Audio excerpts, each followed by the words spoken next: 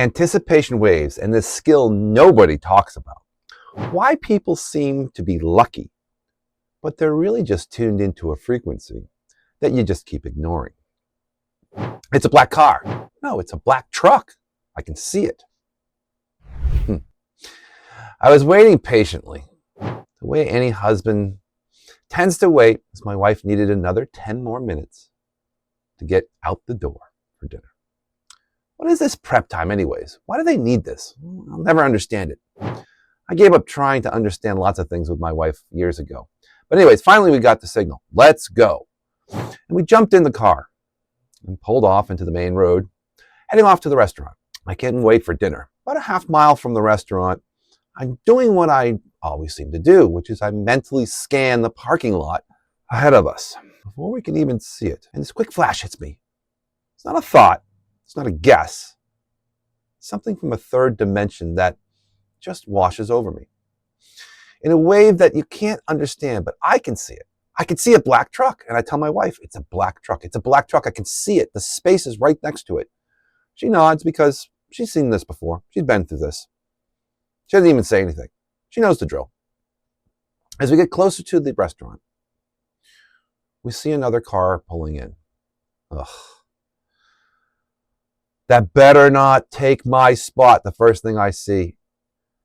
And sure enough, we pull in, and the only available space at the restaurant in the entire parking lot is behind that damn black Ram truck. And that person just jumped right ahead of us, sliding into it. Now, if she hadn't needed that extra prep time, we'd be parked and walking in already. But that's life. And that's not the point here. The point is that this kind of thing happens to me all the time. It's ridiculous. These moments are almost so common now. I can literally see things ahead of time. Not as some type of grand cinematic vision, just a flash, a quick, sharp flash. There it is. It happens. So often, my wife has started to ask me these questions to find other things, including picking the lotto. I told her, that's not what this is for. It's not for something I can control. It's not for something that I can just aim like a flashlight in the middle of the night to see whatever is in front of me.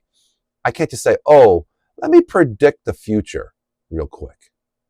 But it has happened so many times with so many different things that it goes into beyond discussion at this point.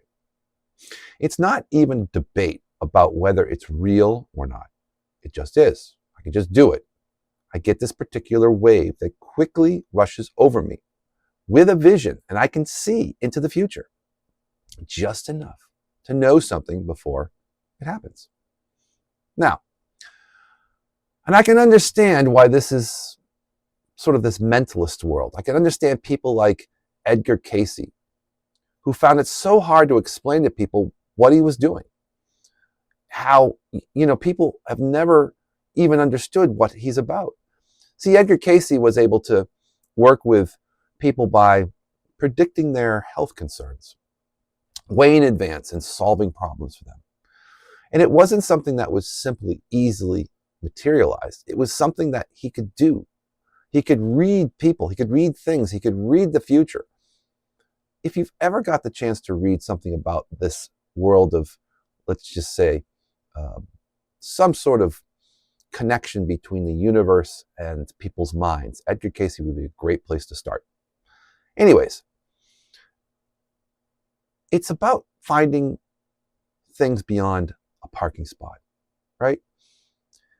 It's even the things that he predicted in 2026, that this year would bring a massive wealth change, predicting some sort of shift in how the economic systems and monetary systems would change. Now, I would say that these predictions and the philosophy around mentalists is a whole other conversation for another day. So let's keep it to maybe something more practical. What this does bring up is the idea of predestination. If there is already a future that exists and we're just walking, are we walking into it? And this door, it opens up to another thing, which is called the quantum sciences, where the use of waves of predictability process today's faster computers by using what they call superposition. That way you can arrive to an answer faster than before, because everything we built before is just linear. But in superposition, that's basically saying, hey, there are multiple things that could happen in the future. All of it is interesting. All of it's fascinating, and it synthesizes into the work of even David Deutsch. Again, another person that you could look up, and his multi-universe theory, right? I think these are things that are very, very common today to read about, but in practical life, it's that parking spot that I'm interested in. Why is that happening? Why can I see it? Literally as clean as day. These things in the world are very, very connected in ways we can't even fully explain. But here's the real point of this whole story. It's 9 o'clock in the morning. I'm sitting down to write this very entry. My phone just buzzes with a text message from my drummer. Good show last night. And that's the whole point of this journal entry. The reason I sat down to write about anticipation, this anticipation waves in the first place, was because the very next sentence I was about to put on this piece of paper was about him. His text arrived at the exact moment I was about to write about my experience, foretelling his future yesterday. If that's not a connection worth paying attention to, I don't know. I don't know what is, but it's very, very often that this happens to me. Yesterday, I predicted my drummer was going to be late. Not because I'm negative, not because I don't trust him, because I saw it. The wave came in and I adjusted. I pulled 3 power bars from my bag in my backpack, anticipation, knowing that he'd also be hungry. I brought all the drums with me to the gig, every single piece of it. After he had assured me up and down, just bring the shells, I'll bring everything else. Now, I don't want to be crazy about like this world of connections, but even yesterday, 30 minutes from the gig, everybody looking around, where is he? Where is he? He's rushing in, the last minute, jumps on the set, grabs a power bar, and starts playing.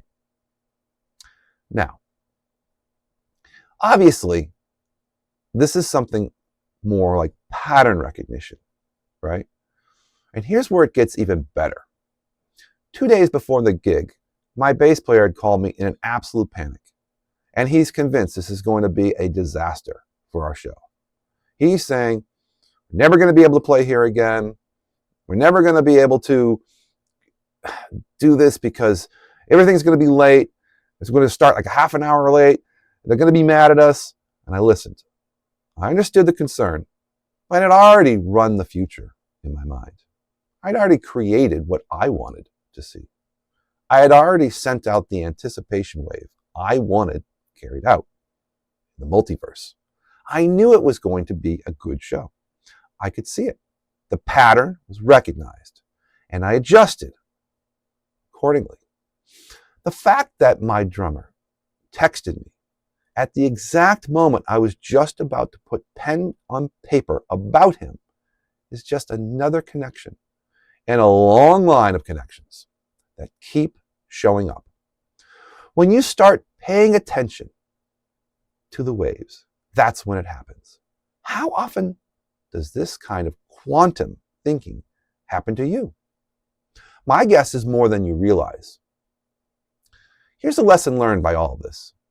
The future isn't something that just happens to you. It's something you can start to feel before it happens, right? If you're willing to pay attention, most people will walk through life reacting, whoever shows up. But there is another way. When you start recognizing patterns, when you start trusting the flashes and the waves that wash over you in quiet moments, you can begin to prepare what's coming instead of scrambling to respond after it lands.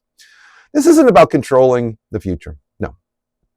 It's about turning in towards it It's about reading the room. It's about everything that you do. It's about the parking spot, the late drummer, the panic, everything that happens to you in life. They're all just data points of a stream of information. That's always flowing. The people who seem to have an edge in life, they aren't necessarily smarter. No. They're not luckier. They've just learned to feel the wave before it breaks and position themselves accordingly. You can do the same thing. Start paying attention to the flashes.